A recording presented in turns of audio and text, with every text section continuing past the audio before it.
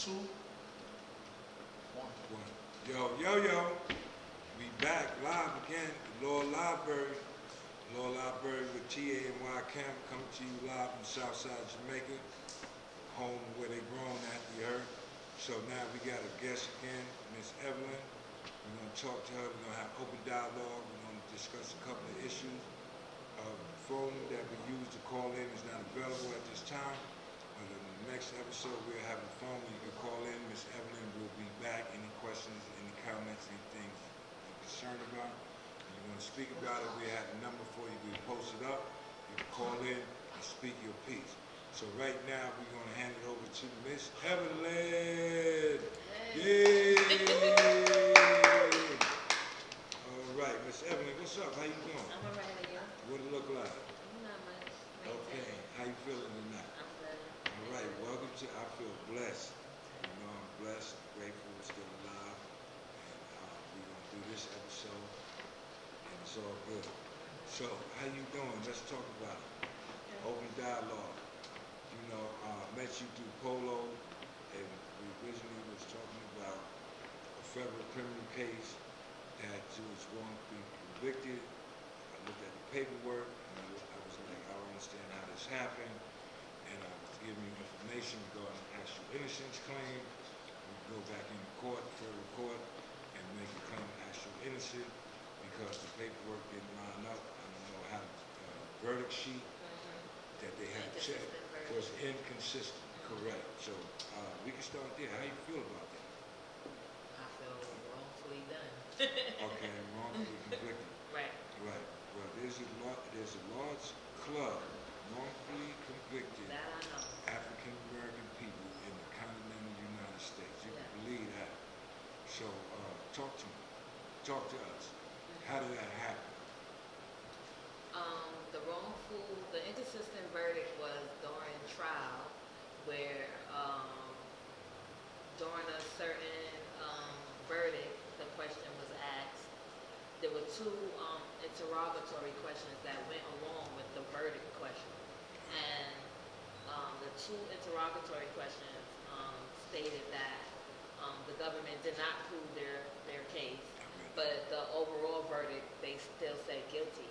And it was that, so how do you come up with no and no, but you still say yes? So there was an inconsistency there that was supposed to be, they were supposed to go over and deliberate more on it, but the judge didn't want it. Right. So the judge was not nowhere near trying to see justice be done. I feel like that. Okay. And what was the penalty? How did you the one suffered the consequence of that? Overall, yes. Overall, it was from the 3 counts that were against me. For the first 2, running a stash house. The second one, possession of narcotics with intent to sell. And then the third one, the firearm, which the judge told them that for the first 2 verdicts, if they found me not guilty, to not even consider the gun. But where the inconsistent verdict came in on the possession of the drugs, being that it said yes, I was sentenced to 5 years mandatory for that. Okay. And where did you do this 5 years ago? I started, until sentencing, I was in MDC. MDC, downtown Brooklyn? Yeah. Metropolitan Detention Center. Yes. And then once I got sentenced, I went to Hazleton in Virginia, West Virginia. West Virginia. Mm-hmm. What was that like? Out of all the prisons, that was the worst. That was the worst. And then I went to Oklahoma for transition. And then I did my last year or 2 in Danbury. Danbury, Connecticut, Yeah. at the women's joint. Okay. Okay. And what was the difference between West Virginia and Danbury? The first thing I can say,